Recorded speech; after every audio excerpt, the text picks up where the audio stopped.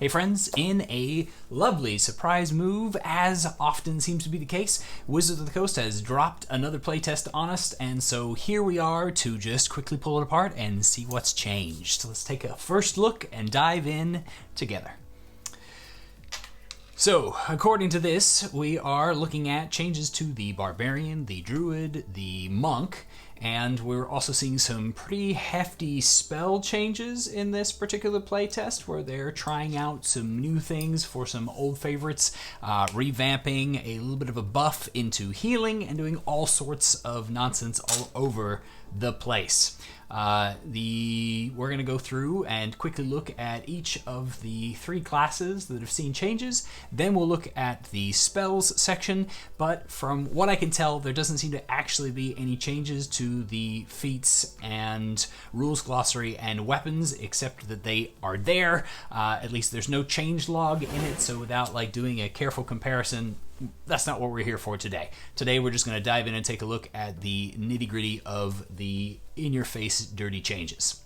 So, the Barbarian.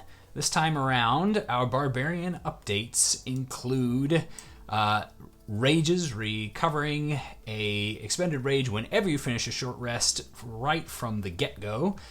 Brutal Strike has been revamped. The old Brutal Critical that just added extra damage whenever a Barbarian got lucky and got a crit, and now is a new feature that lets you trade the advantage granted by your reckless attack for tactical options. This sounds suspiciously like the One D&D team is leaning hard into the success that they had with the Rogue and trying to move some of that some other places.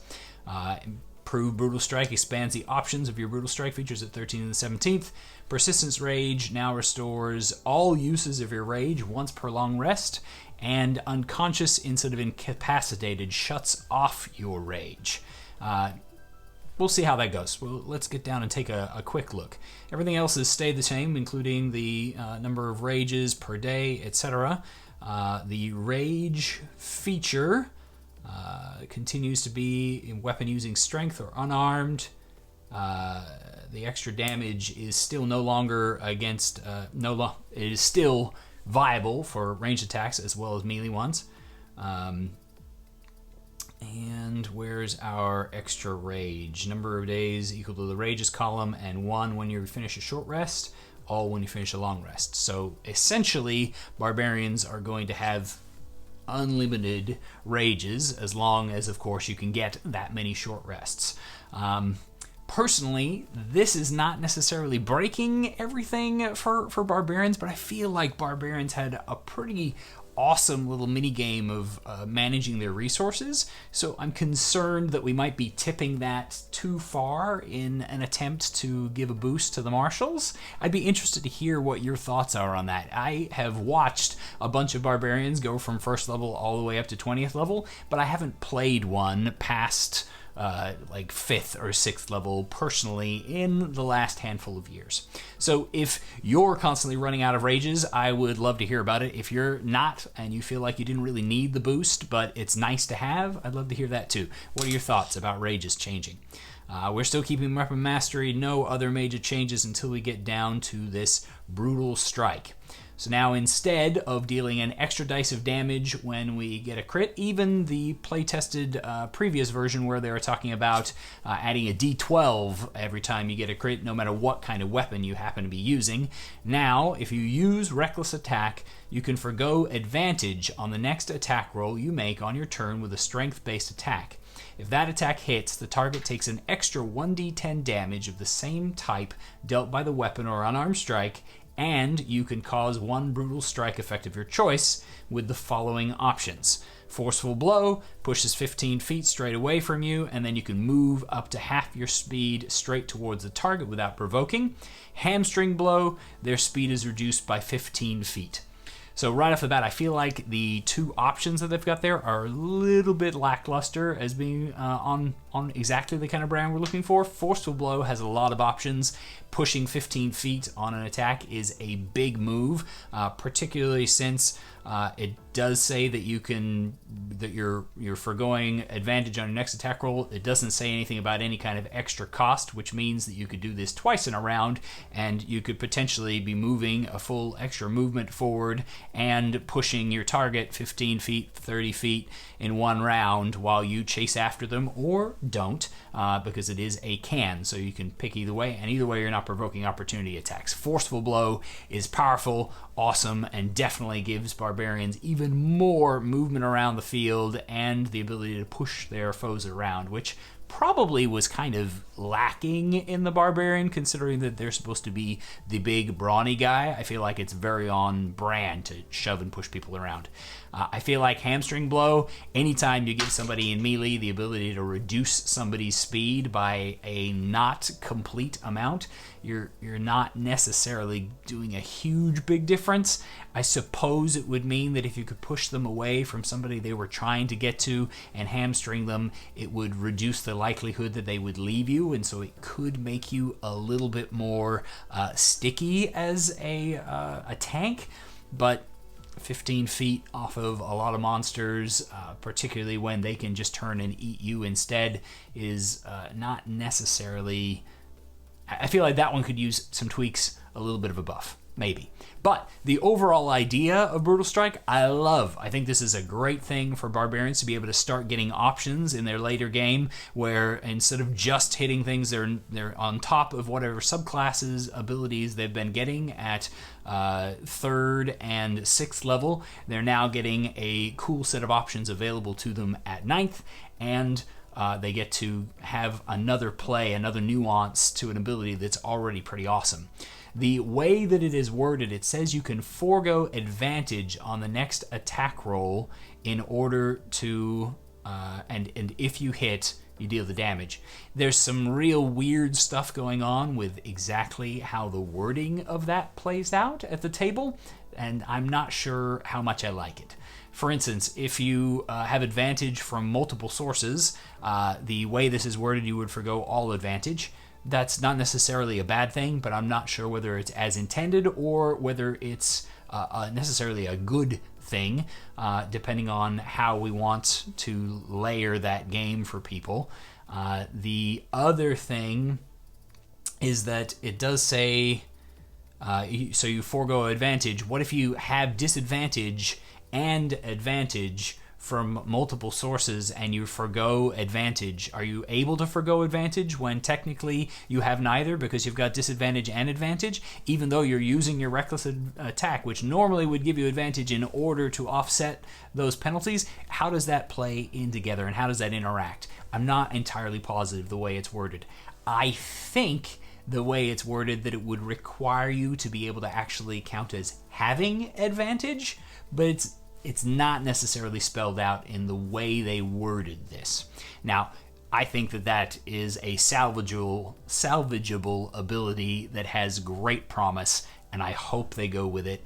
And I love the idea that then we not only can build on it at higher levels, but also we can build it into the high levels of subclasses. That's going to be loads of fun. Speaking of those changes, we're talking Brutal Strike improvements. Now you get some new options at 13th level to add to that exact same thing there. You're still dealing with the damage you were. Staggering Blow, disadvantage on the next saving throw it makes, and it can't make opportunity attacks until the start of your next turn, allowing you to set it up for a combo move with another player, or to use an ability of your own that causes saving throws. Loads of fun. Sundering Blow leaves an opening in the creature's defense, allowing the next attack roll made by another creature against the target gains a bonus to that roll equal to your rage damage. Now, the interesting thing about this one is that it's kind of like a help action that's going to provide advantage, but it's going outside of the normal system, and instead it's giving an actual plus bonus to an attack roll, which is a relative rarity and makes the Barbarian able to wade in there, deliver some solid hits, and really increase the chances that something important is going to land. Either that super important attack roll for the Sundering Blow or that super important spell with the Staggering Blow. The Barbarian is the guy to set you up for that awesome kill. For instance, attack roll spells, I think Finger of Death, things of that nature. Off my top of my head, I'm not even sure if that's a saving throw or an attack roll, but Disintegrate, regardless, whichever of those two attacks you might need to use for these, if you've got something that's a big whammy and you can call it out to the Barbarian, you can do some teamwork action in order to increase your chances. And teamwork options are always my favorite options, so I think that's great. At 15th level, we gain Persistent Rage changes. When you roll initiative, you can regain all uses of rage if you want. And after you do so, you can't do it again until a long rest, but given that at 15th level you've got like 5 rages already, that's a ton of rages that you can recharge into, and whenever you're raging, they last for 10 minutes, which is potentially 2 encounters or more if you're just a crazy random running through the dungeon kind of guy, without needing to do anything now to extend it from round by round, remembering that in the last playtest they introduced the option to just use a bonus action to extend your rage, which I think I've playtested and really makes a lot of Barbarians happy. It also extends their economy of Barbarian rages, which, given these other features, they may not need, but it has helped them from losing rages unnecessarily with long-running fights between different situations and stuff. And it ends when unconscious instead of incapacitated, which is a good change when we have so many abilities that include the incapacitated condition, if that was causing a bunch of frustration of using the Barbarian's abilities. Again, the Barbarian is going to have so many rages compared to what they did before that it might be an unnecessary change, because that could, the incapacitated condition could allow a bit of nuance and play there on their resources. But it looks like the goal that we're going for right now is just you have rages and you can use them almost all the time, except at the very beginnings of your career. And even then, if you can get enough naps in, you'll be okay. Not a big fan. Brutal Strike improvement. Just bumps it up to 2d10, but you can use 2 different Brutal Strike effects when you use your Brutal Strike feature, and that's a fairly big one and a pretty awesome level 17 ability, being able to both push a guy back 15 feet and hamstring him so that he can't get close to you, or being able to shove people around the battlefield while weakening them, or provide bonuses to both the next person to attack and the next person to cast a spell upon your opponent. You've got tons of different options even between just those 4 options, and if they throw new options into the subclasses at the highest tiers, then you're going to have even more fun mix and match stuff that's going to work out pretty awesome. So overall, for the base class, before taking a look at the world tree, I think the Brutal Strike is an awesome option. Maybe the Hamstring Blow could use a little bit of nuance to make it a little more interesting, but and obviously the wording on it needs to be clarified a little, or else I need to figure out how it is supposed to be read in order for that to make a ton of sense. But otherwise, it's a great addition. I think a great way to provide some other options to Barbarians.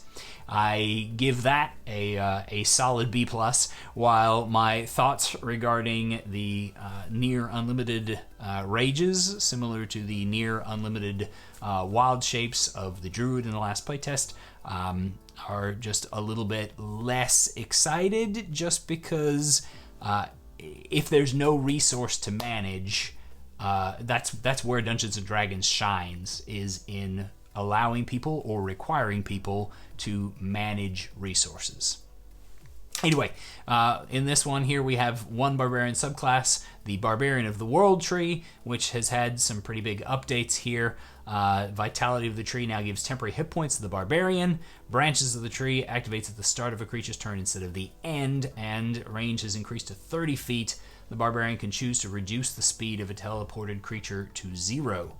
Battering Roots applies to increase range only during your turn and only for weapons with specific quality properties.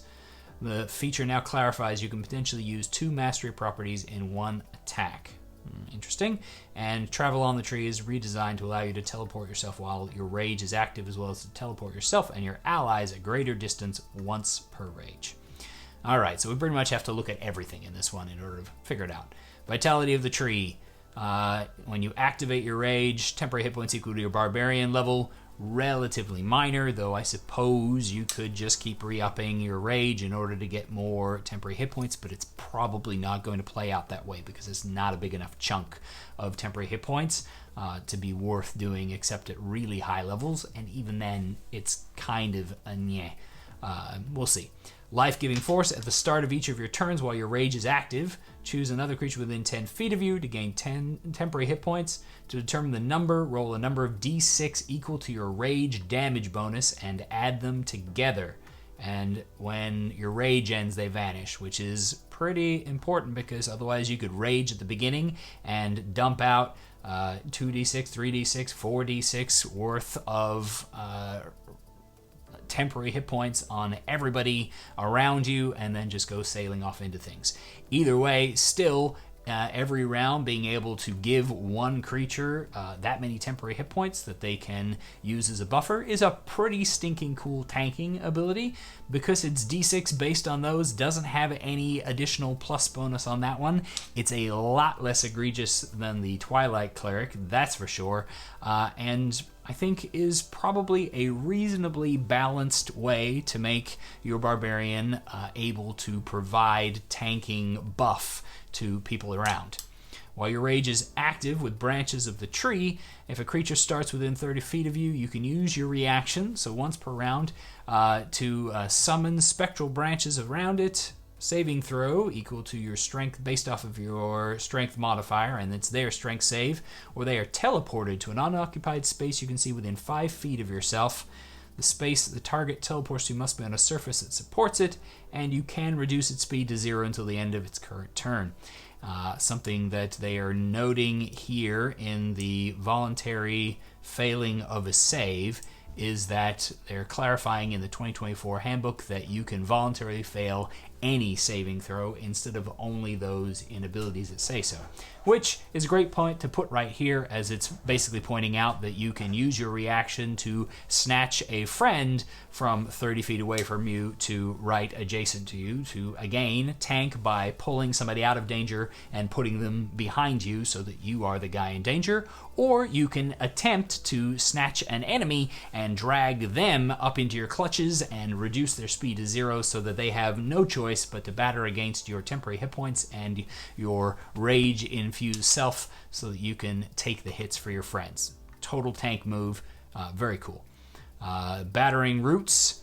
Tendrils of the World Tree extend from your melee weapons during your turn. While you wield a melee weapon with the heavy or versatile weapon, your reach with that weapon increases by 10 feet. When you hit with this weapon, you can activate the Push or Topple property in addition to any other mastery property you're using with that weapon. Man, there's a whole bunch of different options in that one to where it could play out into its whole entire video on the different ways to do that. But essentially, the idea being that you can polearm from 20 feet away with this sucker, but not only can you do that, but you might be able to trip them over or push them further away, in addition to the effect that you're already getting from the weapon of choice. And you can use a regular two-handed close-up weapon, or even just a one-handed sword that has the versatile property. Whether or not you're using it, you can still kick some major tuchus with a 15-foot reach. This is going to make Barbarians have crazy stuff. Also, notably, this is not a feature of your rage. This is just a feature all the time that you have at least on your turn 15-foot reach. This means that it doesn't modify your opportunity attacks, only the attacks that you make when you are taking your turn, but it's pretty stinking cool, pretty powerful. I think 10-foot additional reach all the time might be a little bit much because it can combo so crazily with other abilities. It is a level 10 ability, but I'm not confident that that's a great place to put it. All it would take is a fly spell on your Barbarian, and you just stay out of reach and kill everybody that can't get at you, because a 15-foot reach at level 10 is a very, very significant reach. And against monsters without ranged attacks, you are an absolute wrecking ball in the sky while knocking people over, pushing them around, and generally keeping them from being able to get to the battlefield. I think that might be a little much, but it seems like a theme that in the playtest at the moment, they're testing out some stuff, including reaches. What do you think about that kind of thing? Travel along the tree allows you to briefly travel along the world tree.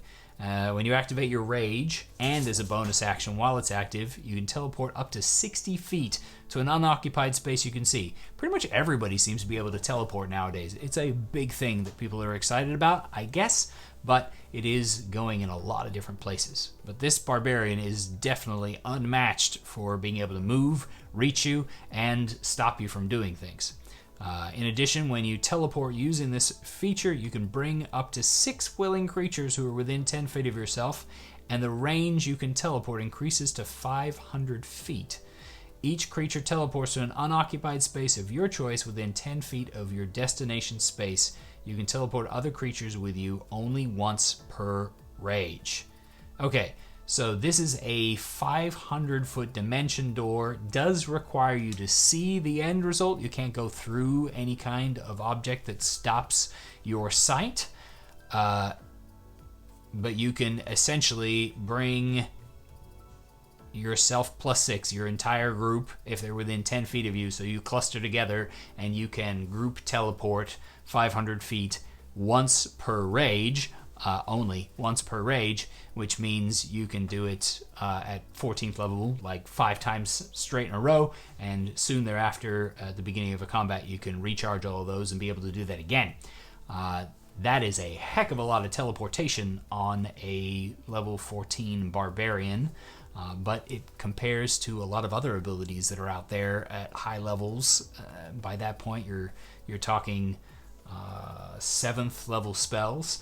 Definitely stuff that changes the game in a big way, and this honestly feels less like a raging in combat ability and more like an out of combat utility ability for the Barbarian.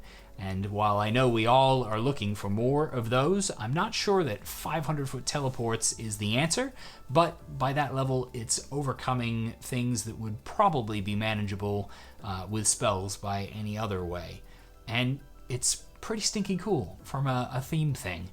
I don't know. I give it a solid, like, the entire thing, I would give a solid, like, B minus. I feel like Reach is becoming something that we feel like it's trivial, but in actuality, it is ridiculously easy to combo and to make it go out of hand.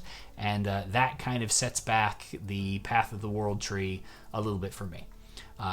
The other abilities, flavorful, interesting, but not necessarily incredibly well balanced. About the only one I'm a reasonably big fan of is the vitality of the tree. I feel like that one balances pretty stinking well.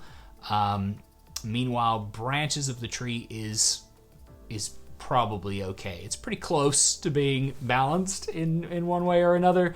There'll be ways to abuse it like crazy, but it's fun and it's not outrageous. Maybe at level 6 it might be a little bit low, but battering roots and travel along the tree, I have concerns. But hey, what do you think about that? Barbarian, done. Let's take a look at the Druid. So the Druid saw much less in the way of changes this time around, in that all they really did was adjust wild shapes to give you more beast forms, temporary hit points to the Druid instead of basing it upon the creature. I think it's just straight based now, and the beast form no longer retains the Druid's species traits, meaning you can't charm person a Druid animal, but you probably can have your ranger cast Beast Sense and look through the druid's eyes, which actually would be pretty sneaky cool. Let's take a look at Wild Shape and see if there's any nuance to what they changed in there. Known forms is now equal to 2 plus half your druid level, round up, chosen from the stat blocks in the player's handbook that have these challenge ratings. That's interesting that they're specifying that it has to come out of the player's handbook there. When you gain levels, the challenge rating for your forms increases. And in addition, starting at level 8, you can adopt a form that has a fly speed. They are mentioning in the design notes that there will be more beast options than the 2014 book contains, but they are limiting us to the player's handbook, which probably is a good thing because it'll keep from having any power creep regarding transformations. If they put in an appropriate and large number of beasts so they cover the natural world, then it's probably not that big of a deal. Everything else can be a monstrosity or the like. I know that they've been playing with that a little in the newest books, like Bigby's, where they introduced dinosaurs that were not beast types. So they've obviously been intending to make some changes in that department. But limiting it to one book means that you don't have to worry about people flipping through a half dozen books in order to find the creature that they're looking for. So that's got some advantages there. And number of uses, still reforming there. Where's those temporary hit points that we talked about? Game statistics, temporary hit points. When you assume a wild shape form, here we go, you gain a number of temporary hit points equal to your druid level.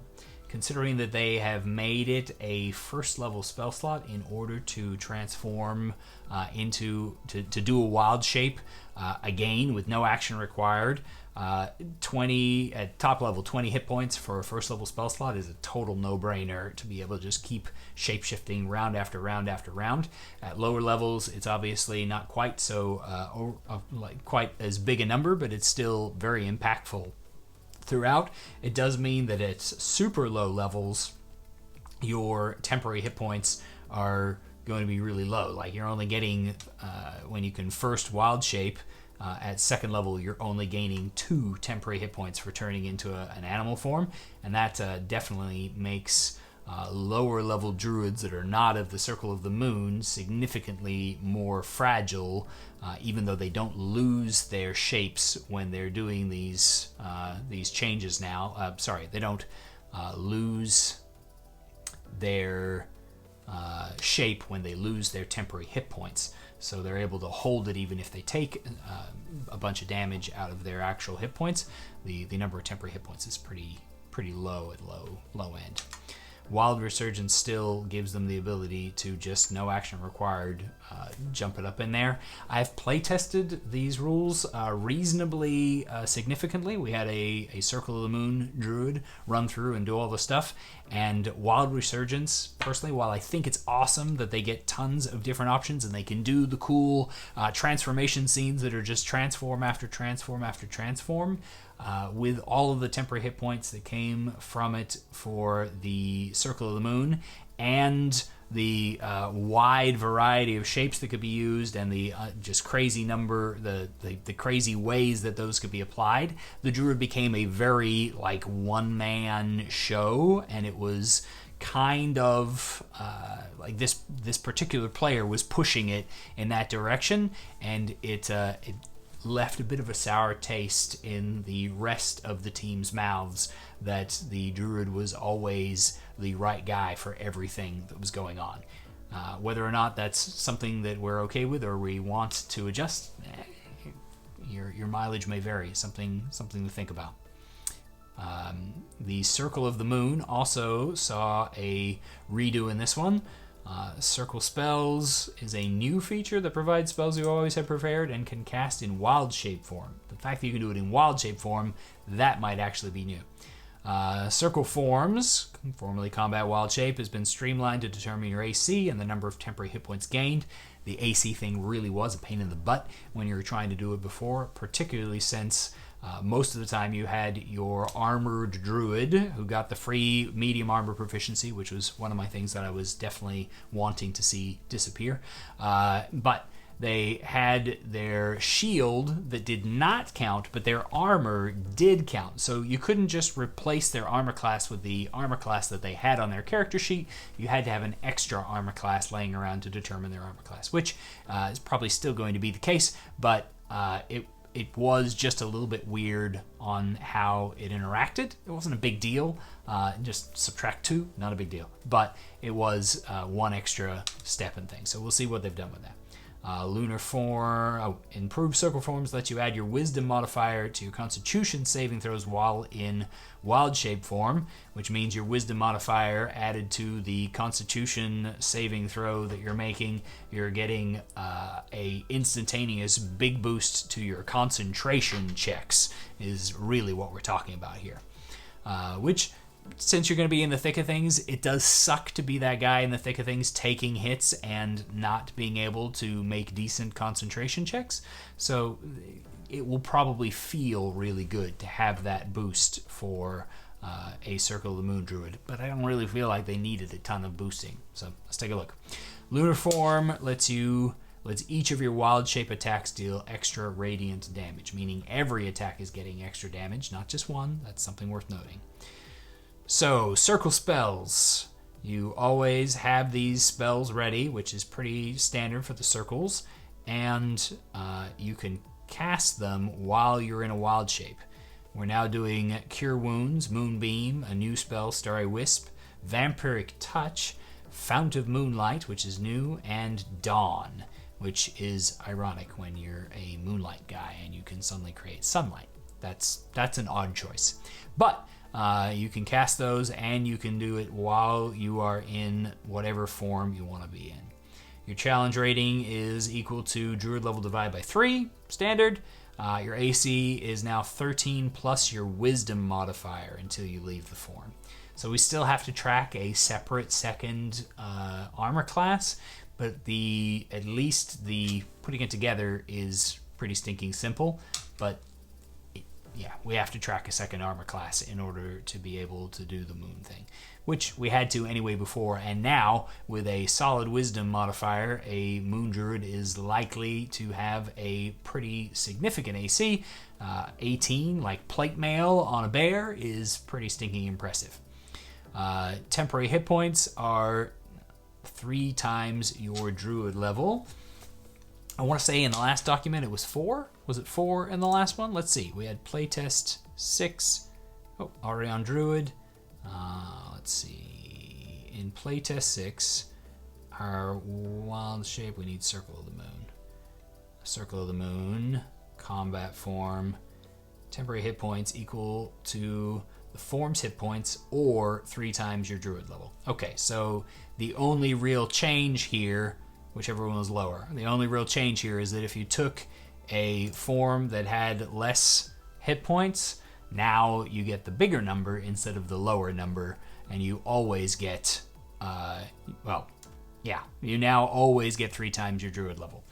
In play, this was a lot of temporary hit points upon the druid. They were still able to take a beating, and you could still bring down their hit points some, but because there was no action economy in order to use, to sacrifice your old spell slots, you were able to just continuously re-up with your bonus action and take your action to multi-attack every round and just constantly refresh, like even as low as like 8th level, 24 hit points every round.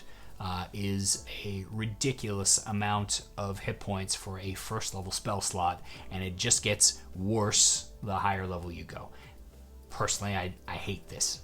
It's just too many, right? Which has always been the Circle of the Moon Druids thing, and it's definitely not a game ender or anything of that nature, but it's just not a great balancing point. So they didn't fix anything with this one. If anything, they just continue to make them a little bit worse.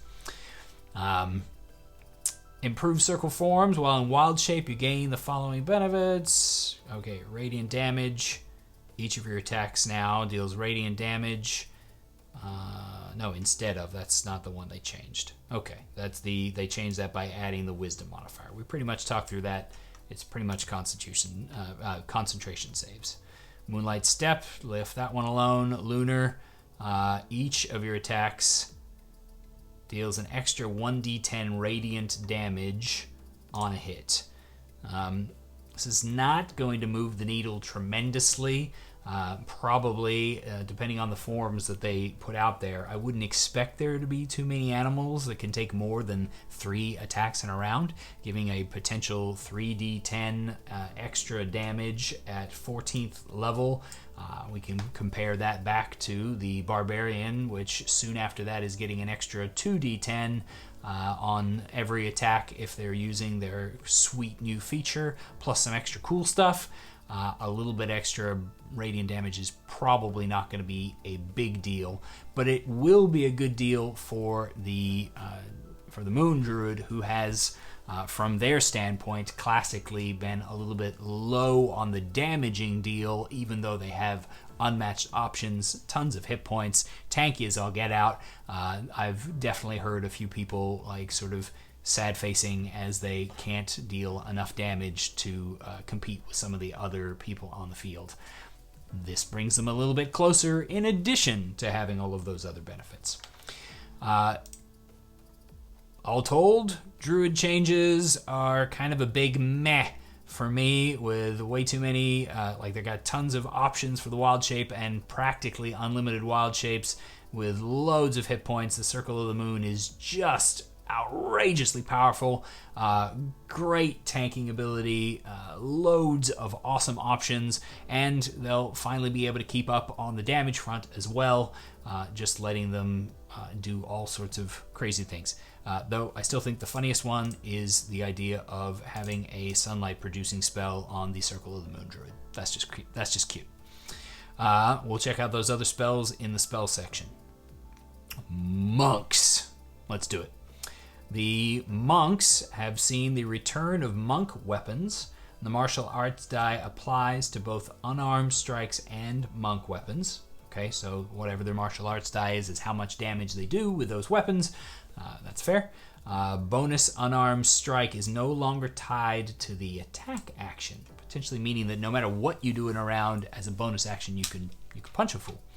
Dexterous attacks now allows you to use your dex modifier in place of your strength modifier when setting the saving throw DC of the grapple and push options of your unarmed strikes. That just totally needs to happen so the monk can continue to be up close and doing grapples and pushes and everything in an acrobatic, fast manner. I think that's awesome.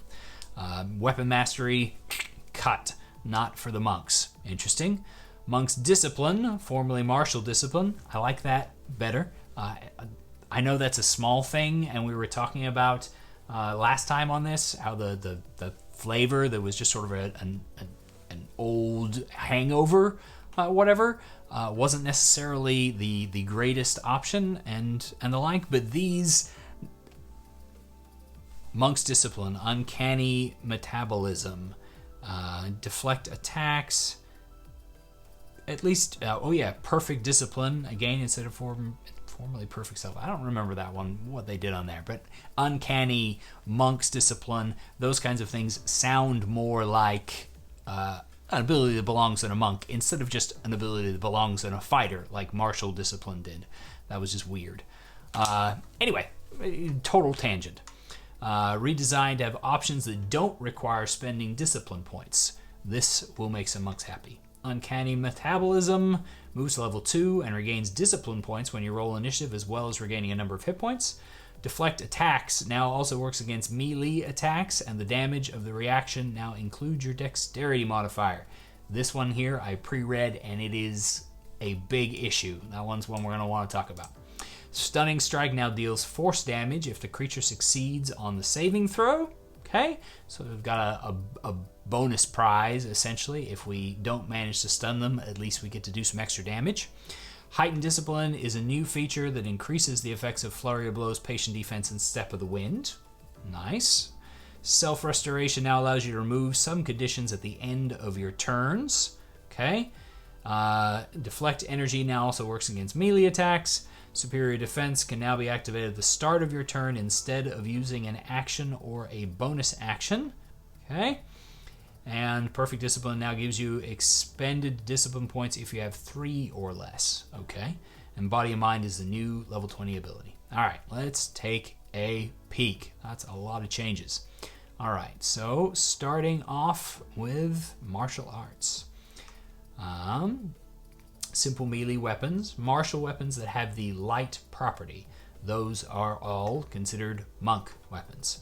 While you have unarmed or monk weapon and aren't wearing armor or wielding a shield, then you can make an unarmed strike as a bonus action, period, anytime you want. That's cool. Dexterous attacks, you can use dexterity instead of strength.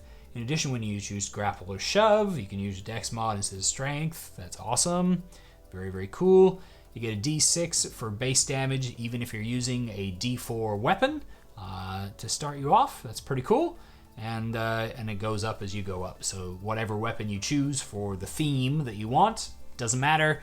Just dish out the same amount of damage regardless of what you're picking and choosing. All right, you're still going to have those occasional option situations, whatever, where maybe it's better to use a weapon like a two-handed quarterstaff, versatiling for a d8, and not counting as a monk weapon for damage dice, but you'll quickly move past that anyway. Monk's Discipline. Okay, the changes they made here were to our 3 favorites. Flurry of Blows, which remains untouched. Patient Defense. You can take the disengage action as a bonus action, aka exactly the same as the Rogue. Alternatively, you can spend a discipline point to take both the disengage and the dodge actions as a bonus action, allowing you to do what Patient Defense used to do, plus getting the disengage feature so that you can move about the field without provoking any opportunity attacks, and people have disadvantage on their attacks against you, and you have advantage on your dexterity saving throws for the round following. That is a nice touch. I know that a lot of monks have really been annoyed about their second level ability not being able to do what somebody else's second level ability is capable of doing without them spending stuff for it. So this gives a reason to spend the discipline point for the dodge action, which is actually quite powerful, but also the ability to just spend their bonus action in order to move about the field without having to worry about opportunity attacks, so they can still do the ranged archer punch as they dive forward a bunch of distance, punch somebody and run away. It always happens. Anyway, Step of the Wind. You can take the dash action as a bonus action. Boom! They're fast. Alternatively, you can spend 1 discipline point to take both the disengage and dash actions as a bonus action, and your jump distance is doubled. So essentially, they can cunning action like the Rogue for dash, or they can spend a point to do both and also have really big jumps, because big jumps is cool. Uncanny Metabolism. When you roll initiative, you can regain all of your expended discipline points once per long rest. When you do so, roll your martial arts die, and you also regain a number of hit points equal to your monk level plus the number rolled, so it allows you a quick healing fix and getting all of your discipline back so that you are ready to kick butt and take names. Okay. All right, here's where problems come. Deflect attacks. You can use your reaction to deflect melee and ranged attacks against you that deal bludgeoning, piercing, or slashing damage. Let's just start there. That's super cool. It's very thematic to the monk that somebody up close and personal with you, you can also be deflecting and limiting and moving their attacks aside. It's very on brand, very thematically cool, and my initial reaction was crazy excitement when I heard about it. However, if you reduce the damage to 0, you can spend 1 discipline point to redirect some of the attack's force. If you do so, choose a creature within 5 feet of you if the attack was melee, or 60 feet if that isn't behind total cover. If the attack was a ranged attack, that creature must succeed on a dex saving throw or take damage equal to 2 rolls of your martial arts die plus your dex modifier. The damage is the same type as dealt by the attacker. Okay, that's all pretty much similar to what we saw in the previous playtest. A couple of little nuances there, not so bad. The 1 discipline point option is not terrible. However, because we are now allowing monks to deflect anything up close and personal with them, all these things, this means that, for instance, at level 3, right when you first get this, every round, as a reaction, the monk can reduce damage taken to themselves by an average of 11.5 damage. 5.5 for the D10, plus their, let's just be generous and say they've only got a +3 dexterity modifier, plus 3 levels of monk. And then it just continues to scale and get bigger and bigger and bigger and bigger from there. Now, assuming that this monk, which has now pretty much, we can safely say, unmatched speed and versatility about the battlefield, let's just assume that they can probably avoid getting ganged up on by a whole bunch of opponents. That means that you have to catch this guy, manage to hit this guy who's potentially dashing and dodging and doing all sorts of crazy stuff all at the same time, and then after you've done all of that, you have to do more than D10 plus his dex mod plus his level to do any damage at all against him. This is a really, really potent tanking ability that is a reaction with absolutely no cost that can be used every round by the monk. This guy is, at 3rd level, a better frontliner defender than almost any other option that you could name. And that might be a bit on the too much side. Throw in the fact that a little bit later we're going to learn about deflect energy, which means that you can now do it with things that deal any damage type, meaning you can't get around it. There's just no avoiding the fact that this guy can dodge and deflect and reduce damage like a crazy person, and they're going to be one of the toughest guys on the battlefield while being the skirmisher class. I feel like if this ability, if we could find a way to make this a little bit more balanced, we should do it. I love the fact that it allows you to use it in melee now, so that it applies to so much more and fits the cool themes of the monk, but I feel like it's just way out of hand at being able to use every round as a reaction on every kind of attack, essentially, and scaling in such a crazy manner to be just always, like, you would never take an opportunity attack if you have the option to instead take a deflect attack against an incoming attack. I just can't see people use.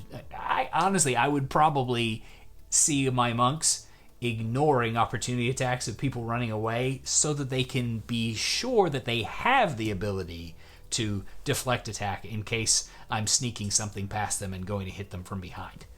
I think that one could use some rebalance. What do you think? Stunning Strike. Point of contention for lots of people. Once per turn, when you hit a creature or with a monk weapon or an unarmed strike, you can spend a dismal point to attempt a stunning strike. They kept the once per turn thing, which does mean that you can use it on reactions. You can use it with shenanigans with haste in order to ready and do it outside of your particular turn. But you can't just slam a guy 4 times in a row to try and get rid of his legendary resistances. The target must make a Constitution saving throw. On a failed save, they have the stun condition until the start of your next turn. On a successful save, the target takes force damage equal to a roll of your martial arts die plus your wisdom modifier. So either you stun them or you deal essentially double damage. Obviously, there might be some difference between your dex and wisdom scores, but essentially you hit the guy twice if you fail to stun them, which is, honestly, I like that as a secondary condition. I like that they felt confident enough to put it in there and not say you deal the damage and you stun them regardless, and then if they fail, then they don't get the stun, but they still take the damage. I like that they made it an either or, and there's really no, they didn't feel the need to tie that together. I thought that was actually pretty cool. I like it. I'm sure that there's a lot of people out there who are still not happy about Stunning Strike going down in power level, but I think it was absolutely necessary from the monks that I have seen in play run constantly. I've had way too many monks go all the way from 1st to 20 in 5th edition to say anything other than they are a top tier class, and that Stunning Strike puts them past top tier into just ridiculous things in very important situations. All right. Heightened Discipline, new options for Flurry of Blows, etc. You can spend a discipline point to use flurries of blows to make 3 unarmed strikes with it instead of 2 for a total of 5 attacks in a round. Wowza! 5 attacks a round. At this level, you've got 10 of those discipline points, meaning if you're conservative and that's all you're doing, you are just doing 5 attacks a round for the entire fight. And if you're not terribly conservative, you could be doing 5 attacks a round for the entire fight and still be able to spend them like willy-nilly on all sorts of other stuff. That's pretty intense. Patient Defense, spend a discipline point to use Patient Defense, which means you already are getting the dodge ability and the disengage ability. You also gain temporary hit points equal to 2 rolls of your martial arts dice, adding to your crazy tank ability and putting you even higher on the inability to potentially die. Step of the Wind, if you use a discipline point for Step of the Wind, giving you, remember, dash and disengage. You can choose a willing creature within 5 feet of you that is large or smaller. You move the creature with you until the end of your turn. The creature's movement doesn't provoke opportunity attacks. So it has to be a willing creature. It's pretty cool on the theme side. Like, I'm getting very strong, like, Crouching Tiger, Hidden Dragon vibes from that ability. But basically, you can either be using that to grab somebody and drag them with your massive speed to where you are going to be engaging in the combat, or to snatch somebody up and run them way off to safety, dashing and disengaging with monkish speed to cover huge amounts of ground. Nobody's provoking opportunity attacks because you're disengaging and they don't provoke them anyway, and you're going to basically be able to bring people huge distances and add a ton of mobility to your team. I like that ability. That's a teamwork ability that is very much a cool addition. I think that one's going to be a lot of fun. Self-restoration. At the end of your turns, charmed, frightened, or poison conditions can go away. They don't take any action from you, which was a big sticking point, and that's from the original 2014 Monk at least, and it still fits the themes. Fun. We already kind of talked about deflect energy. I'm not going back there. Discipline Survivor, Perfect Discipline, Superior Defense. Okay, Perfect Discipline. When you roll initiative and have 3 or less discipline points, you regain expended discipline points until you have 4. Wow. Okay, they missed a little bit of a thing there, but what they're essentially saying is that they think that 4 discipline points is enough for most simple fights, for you to feel useful for each round of whatever fight you're in. Given that a lot of fights out there are like 2 to 3 round affairs, that means that you might have to be very conservative in how you're spending your key points, but you will have 4 of them no matter what whenever you go into combat at the higher tiers of play. Some of those fights can last a lot longer in those higher tiers, at which point you're going to be running out of those key points and you will have a little bit of the resource game to play. But D&D is a resource game, so the fact that they're essentially giving you an unlimited amount over the entire course, especially when you still get these things back on a short rest, keep in mind, and at that point you've got 15 on a short rest, the ability to restore them once per day, and the ability to rock into a fight with at least 4. I feel like monks have got little room to complain about their resource game compared to some other classes. At the start of your turn, Superior Defense allows you to perfectly bolster yourself for 1 minute. During that time, you have resistance to all damage except force damage. Again, you are the ultimate tank now. for 1 minute for 3 discipline points without taking any kind of action economy. You gain the Barbarian's ability to have resistance to damage, only better. And it lasts for a minute with no extra checks, no action economy, and ties in and stacks with perfectly both your patient, defense, temporary hit points, and your reaction ability to reduce the damage that you're taking, making a top-level monk the hardest thing to kill possibly ever. Probably not perfectly so, but holy cow, they are going to be tough. That's going to be great in ways and in others. Body and mind, level 20. Oh, look, you're a barbarian. You can increase your most important stats for your armor class and for your fighting ability by 4, meaning that your armor class can go up to a maximum now of 26, because remember, in the changes that they made to ability score increases, you can increase your abilities scores by over the 20 mark at level 19 and 20. So you're going to be able to have a 22 already, 26 with this, allowing you to probably have I don't know if you can have a 26-26, but you could probably have a 24-26 for a 8 plus 7, a plus 15, an AC of 25 on your monk with no magical items or anything, and all of that other stuff in there. You are a tank. Interesting. Monk subclass. Open hand technique now has the addle option to prevent creatures from making opportunity attacks and no longer requires a saving throw because that was stupid. I agree with that change. Wholeness of body now allows you to regain hit points without expending discipline points. We'll see what that says. Fleet step now allows you to take the step of the wind option alongside other bonus actions. Interesting. Quivering Palm now allows you the option to replace one of your attacks with the action to end the vibrations on the creature. To compensate for this increased flexibility, the cost and damage has been adjusted. Now, they really didn't want to make this change, it sounds like, but they're trying it out. Let's see. So, Addle. They basically just did what they should and brought back the ability to remove reactions without it costing requiring a saving throw to do so. It was a trivial thing that they really kind of just were trying to hit. It looked like all of the different saving throws because it looked cool, and it was a dumb addition in the last one, so I'm glad they got rid of it. Wholeness of body. You gain the ability to heal yourself. As a bonus action, you can roll your martial arts die. Hit points equal to the number plus your wisdom modifier.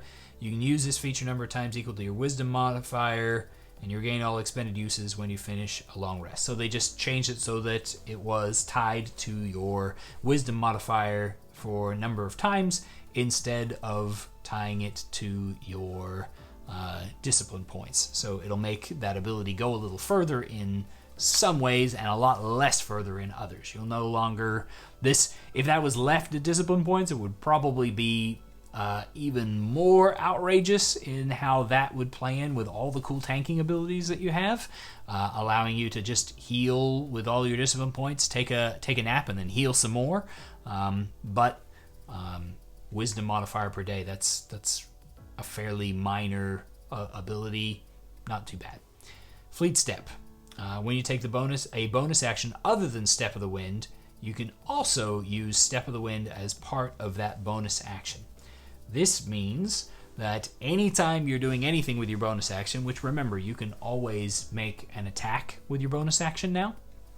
Anytime you're doing anything with your bonus action, you are also disengaging.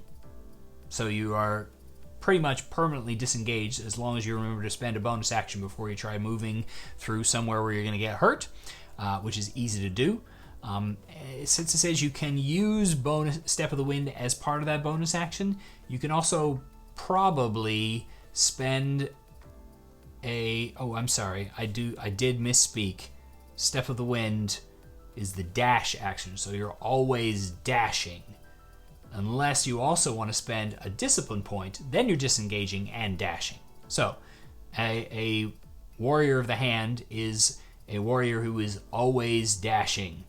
No matter what they are doing, they are dashing. And if they want to spend key points, they're dashing and disengaging on top of punching things with flurry of blows for a whole bunch of attacks and using their open hand technique at high levels 3 times and at other levels at least 2. Pretty intense. I don't actually think that Fleet Step makes a ton of sense in how they're talking about here. You can easily stride out of harm's way, but what they're giving you is constant dashing. Like, you're just really fast. But I get that might be verbiage just because Step of the Wind used to be more disengagey. Yeah, anyway. Quivering Palm. Set up lethal vibrations. When you hit a creature with an unarmed strike, you can spend 4 discipline points to start the vibrations. Number of days equal month level. They're harmless unless you use your action to end them. Alternatively, when you take the attack action on your turn, you can replace one of the attacks with this action. Basically meaning that if you're doing it mid-combat, you hit a guy on one attack, and then when you make an attack action, then you can enact this to try and do the big damage. Now, one thing that's interesting on that is because you can do a bonus action to attack anytime you want to, there's no limitation against you punching now with your bonus action first and then immediately spending the 4 discipline points to set up Quivering Palm and then using your attack action for going one of your attacks to then deliver the killing blow, as it were, giving them a Constitution saving throw, or they take 10d12 force damage on a failed save, half as much damage on a successful one. If you have the discipline points to spare, this is a solid round by round choice to just burn discipline points fast and hard in order to lay out the absolute smackdown of pain.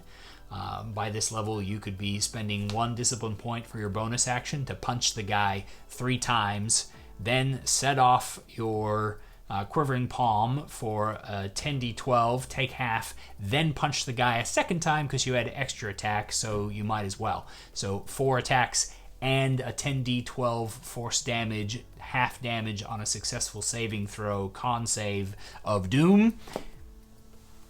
That's pretty potent for 5 discipline points. It will burn through your discipline points fast, but oh my goodness, whatever you are going up against is in for a world of pain. And on top of that, you're also dashing, so you might as well run 100 feet away from your opponent at the end of the round so that he can slog towards you and you can come back and do it again next round if he survives. All right, so the monk. Wow. I think we all understand that I'm not a big fan of deflect attacks in its current form, though I'm a huge fan of the theme of it, and it sounds awesome. Monk's discipline changes to the patient defense and step of the wind are pretty cool, but where it really gets awesome is in heightened discipline.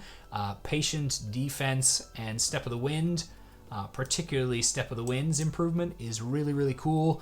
Flurry of Blows getting extra attacks. Yeah, why not? I don't know. We'll see how it compares with other things. Whatever. I feel like there's just a few too many tanking, personal healing, personal temporary hit points, taking less damage, getting resistance. There's just too many tanking things on what is supposed to be the skirmisher class. I personally would have rather seen monks get some abilities that allowed them to increase the amount of damage that they were dealing, rather than things that allowed them to take hits that would make a barbarian blush. I think that the design team is pushing into the self-disciplined warrior, and what we're ending up with is the solo guy. Warrior of the Hand, I have similar comments. I think that it's just setting people up to be soloists. I do like that it's still fairly simple, and obviously potent, Quivering Palm in particular, though, hey, you're level 17. You should be able to do some crazy stuff, I guess. I don't greatly dislike Warrior of the Hand, though I think how it works in with some of those other changes might be a little on the high side. I'm of mixed minds. What are your thoughts on the Monk? All right, finally, in this document that I thought was small but is feeling huge, we have the changes to spells. I am going to summarize a little bit of these because some of them are better read in the design notes than bothering going through each and every one separately. So, all of the conjure spells from the player's handbook are getting a complete redesign, but they're not just being made into clones of the summoning spells from Tasha's. Instead, they're getting turned into something all new and different. And some of them are pretty awesome, and some of them are kind of trash. We'll see which one's which. Cure Wounds, right here marks the change that is being made to healing spells. Cure Wounds, you'll note Healing Word, you'll note Mass Cure Wounds, you'll note Mass Healing Word, are all getting a buff in the number of dice that are being rolled.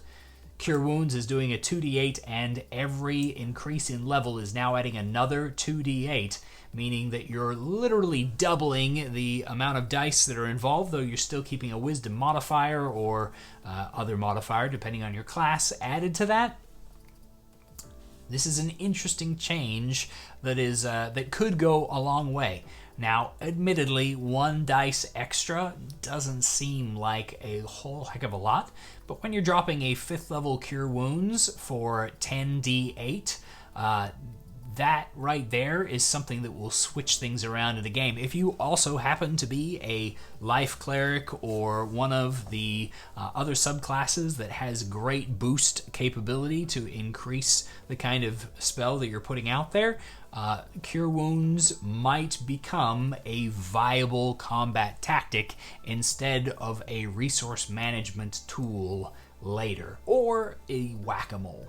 Now, honestly, increasing Healing Word from 1d4 to 2d4 is probably just going to make it slightly less dissatisfying to play the whack-a-mole game, but it's definitely not going to turn it into the kind of spell you use to overcome the damage that is being dished out. That said, it's still a welcome change, and also bumping by 2d4 each time is pretty cool.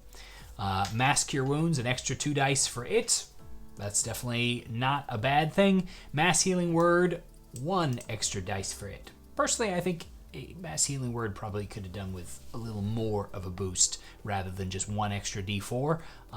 Though it's 6 people getting healed as a quick spell that has lots of range and everything. It's a great one if everybody is in dire straits, but most people don't even bother memorizing Mass Healing Word.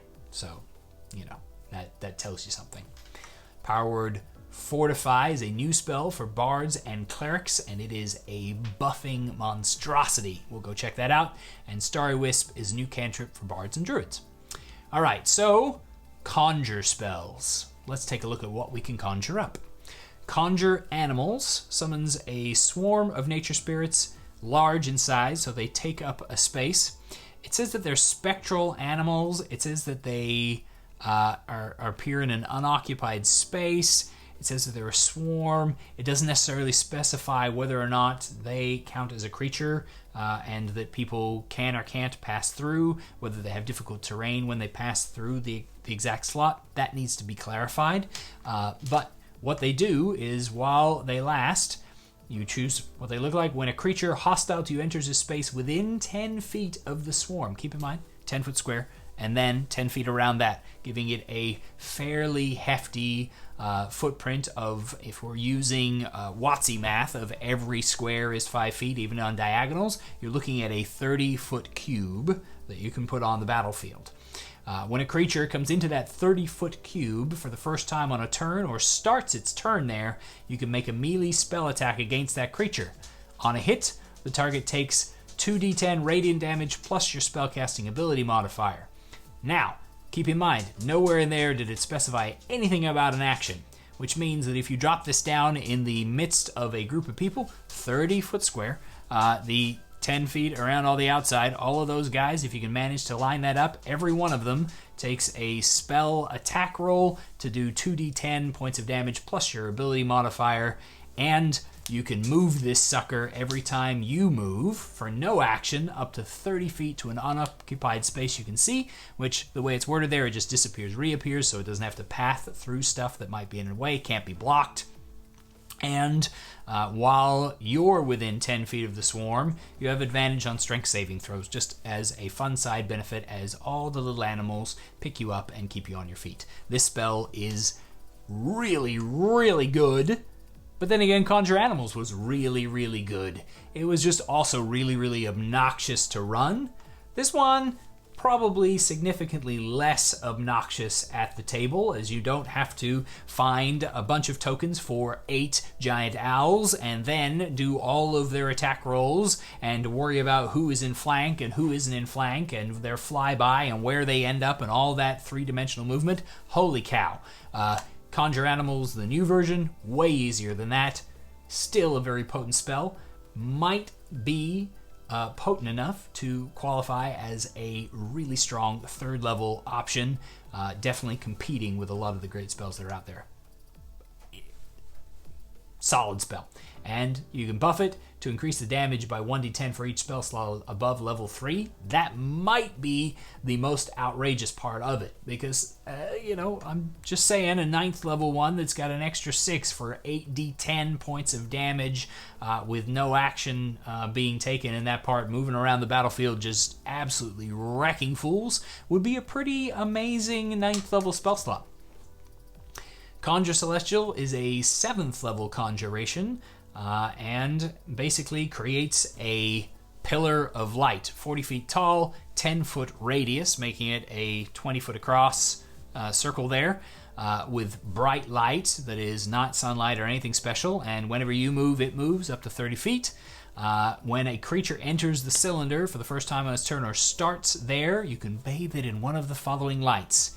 Healing Light, which does 4d10 points of plus your spellcasting modifier of healing to a creature that is not an undead or construct that passes through the light. No action economy needed.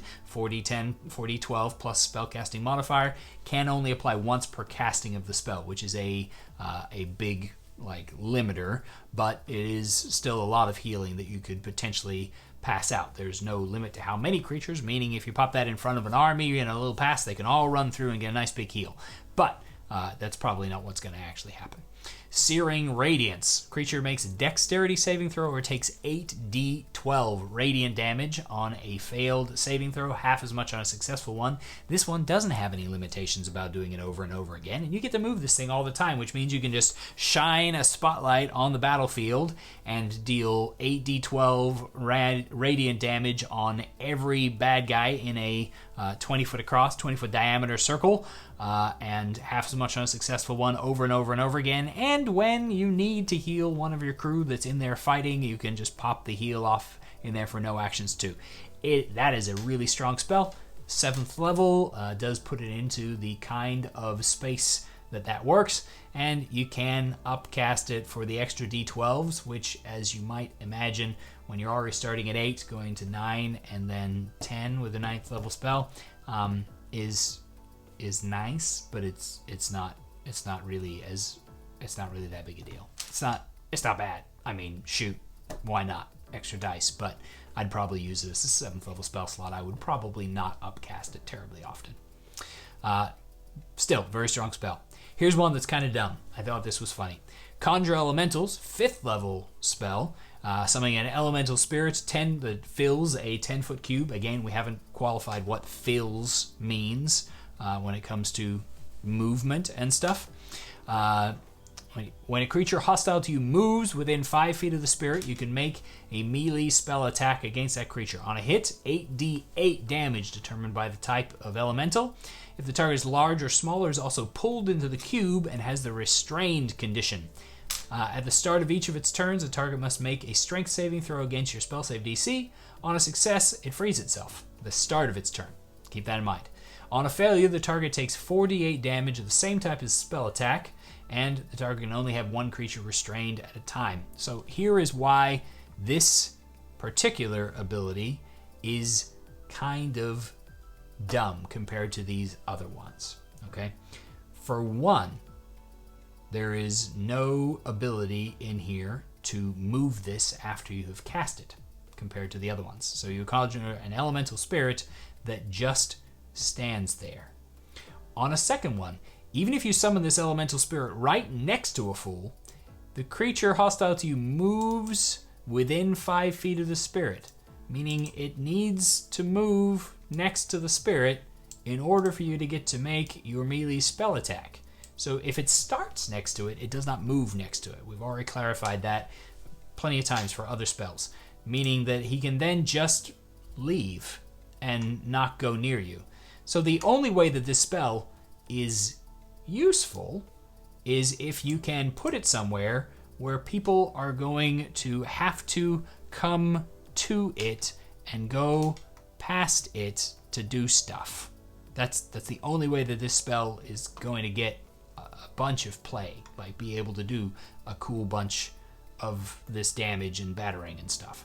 So compared to the earlier two, that's a little crazy. The third level one should definitely not be as powerful as the 5th level one, but this 5th level one is just not as good. So that one's kind of garbage.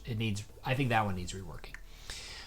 Conjure Fey, on the other hand, summons the awesome presence of a medium Fey spirit. The spirit lasts for the duration, 10 minutes, looks like a Fey creature of your choice, just because fun, and when it immediately appears, make one melee spell attack against a creature within 5 feet of the spirit. This is probably what should have existed for the elemental. On a hit, psychic damage equal to 3d12 plus your spellcasting ability modifier, and the target gets a wisdom saving throw or it is frightened until the start of your next turn. It doesn't necessarily specify what it is frightened of, if frightened still works exactly the same as it does in the current book. As a bonus action on your later turns, so you don't get to do this on your first turn, don't be cheeky, you can teleport the spirit to an unoccupied space you can see within 30 feet of the space it left and repeat the attack against a creature within 5 feet of it. So, riddle me this. Conjure Fey, 6th level. I can create fear on one dude per round, cost me my bonus action, and in the process deal 3d12 plus ability modifier. Or I could cast a 6th level Conjure Animals, which would allow me to attack every creature that starts near it and every creature that moves near it, and move it around as no action every round, and deal 5d10 plus my spellcasting ability modifier damage. I'm not using Conjure Fey. Conjure Minor Elementals. You summon elemental spirits that flit around you for the duration, so this is a personal around you. Until the spell ends, any attack you make deals an extra 2d8 damage when you hit a creature within 15 feet of you. This damage is bludgeoning, cold, fire, or lightning, your choice with each attack. In addition, the ground within 15 feet of you is difficult terrain for your enemies. When you upcast it, you get extra 2d8 for each slot level above 4. So it scales upwards really powerfully, which is pretty intense. But otherwise, this spell is kind of like the clerical equivalent. Gosh, I can't even remember the name of the darn thing. But a spiritual version of this that just adds extra damage to your attacks. This 4th level option I can definitely see being cast by somebody who wants to create a character that's going to be beating on things. In fact, since it's a druid ability, you could mix that with your Mix that with your Moon Druid and cast as an action before you bonus action turn into an animal form, and then go rushing around ripping through things with extra dice of damage using your highest level spell slot, because hey, you're already there to try and hit them with stuff, and at top levels you're getting d10 of radiant damage, all of your attack as radiant damage from the claw or bite or whatever it is you have the creature, plus say let's just be ridiculous and throw a 9th level spell slot at this sucker. You're looking at 5 times that 10, 12 d8 additional damage on all of your attacks, because it doesn't say anywhere in there once per round, and difficult terrain for your enemies so they can't escape you. That spell, again, like some of the other ones, is kind of in the other direction. Conjure Fey, not good enough. Conjure Minor Elementals, probably too good. At most, this should probably increase every other level, or increase by a d8, or both a d8 and only every other level. Conjure Minor Elementals out of this world. Conjure Woodland Beings, our friendly summoning of all of the pixies, which we have all had before, I'm sure, at a table, and would prefer didn't continue to happen. Let's see what it says. You summon nature spirits that float around you until the spell ends. Each creature you choose that enters a space within 10 feet of you must make a wisdom saving throw, taking 5d8 force damage on a failed save, or half as much damage on a successful one. In addition, you can take the disengage action as a bonus action for the spell's duration. So you can run around the battlefield, and when people come to you, they take damage one time. If you're the Moon Druid, you're probably happier with Conjure Minor Elementals. If you're not planning on beating on people, but you're the spell-casting Druid and you want just some added, we'll call it protection, of dishing out damage, then Conjure Woodland Beings is potentially for you. At a 5th level spell slot for 5d8 force damage, if they start their first time their turn, or start their turn there. Starting there is nice. So it does deal some damage. You can force it upon people and ensure that the damage is dealt there. It's kind of a spiritual guardians for druids and rangers. I don't know. We'll see. That one's kind of in between on the other options there, between balance and not and all that good stuff. Fount of Moonlight for bards and druids. Cool light reads your body for the duration, emitting bright light in a 20-foot and dim light for an additional 20. Till the spell ends, you have resistance to radiant damage. A niche. And your melee attacks deal an extra 2d6 radiant damage on a hit. It's nothing outrageous. 4th level spell. In addition, immediately after you take damage from a creature you can see within 60 feet of yourself, you can use your reaction to force the creature to make a Constitution saving throw. On a failed save, the creature has the blinded condition until the end of your next turn. That's actually a pretty cool spell. Now, admittedly, it's going to be sitting on a Moon Druid because it's one of the spells that they can cast while they're in their animal form. So they're going to be just adding 2d6 to their radiant damage, and they're going to be blinding people who are trying to hit them while they're trying to get through all those temporary hit points that they have. It's not outrageous. 4th level spell slot, that's probably fairly balanced for where it's at. All right. Power word Fortify. You speak a word of power that fortifies up to 6 creatures you can see within range. The spell bestows 120 temporary hit points, which are divided equally among the spell's recipients. A 7th level spell slot to give 20 temporary hit points to each of your party members is not very incredible. It's not super, super powerful. You can do that with Inspiring Leader. Now, a 7th level spell slot to give one guy who's about to go into some kind of a duel or other weird niche situation like that 120 temporary hit points. Well, that is an entirely different story. Not to mention, it's instantaneous, so if you can find a way to shenanigan around the fact that you're taking a long rest but your buddy is not, then you might be able to have your 7th level spell slot and eat it too. That's honestly not an awful ability. At 7th level spell slot, I would be okay with giving this one a test at the table and seeing what it looks like. That does not offend me. I like that it can be just a blanket little heal for everybody, but it can also, like, two of you up front and personal with the enemy are getting 60 temporary hit points, which is a huge boost, right? Or one guy who's holding the door can just receive this massive buff while somebody else is providing healing, or they're a monk and they're tanking themselves. Whatever the case may be, there's lots of options for that to be thrown around. And in the 7th level spell slot space where like bards and clerics could use some fun options there. It's a cool option. All right, Starry Wisp is the final spell, and the end of this is a bard and druid cantrip with a 60-foot range that launches a mote of light at one creature or object. Or object is nice because they really need to put that on most cantrips.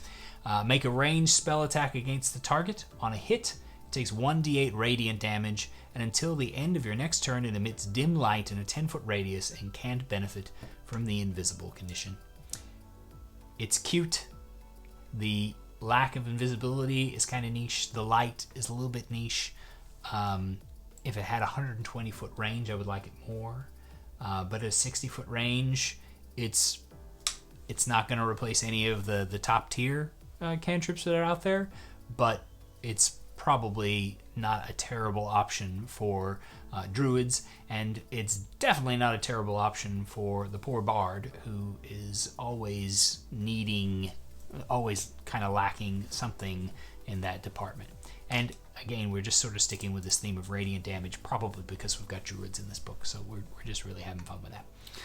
I don't mind Starry Wisp. That one's not bad at all. All right, friends, here we are at the end of the study of the Player's Handbook Playtest number 8. I've rambled on forever. What are your thoughts? Thanks for watching, and I look forward to hearing from you soon. Happy adventuring.